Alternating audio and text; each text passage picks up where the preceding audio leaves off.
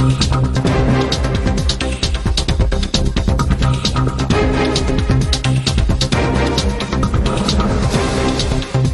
மாவட்டம் ஆம்பூரின் பல்வேறு பகுதிகளில் வெறிநாய் கடித்ததில் 6 சிறுவர்கள் காயமடைந்திருக்கின்றனர். அண்மை செய்தியாக பார்க்கிறோம். கூடுதல் விவரங்களோடு செய்தியாளர் வெங்கடேசன் இணைகிறார். வெங்கடேசன், விவரங்கள்.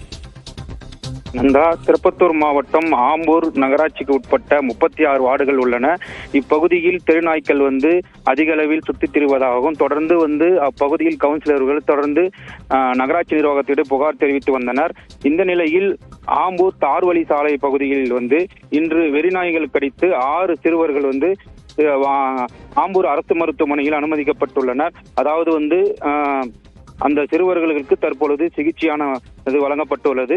அதில் சரண் ஒரு சிறுவனும், அதே போன்று கிஷோர் என்ற சிறுவனும், மேலும் முகமது அவர் அந்த சிறுவனுக்கும் இந்த நாய்களை கடித்துள்ளது. இதில் படுகாயமடைந்த 6 சிறுவர்களும் தற்பொழுது ஆம்பூர் அரசு மருத்துவமனையில் சிகிச்சையானது வழங்கப்பட்டு வருகிறது.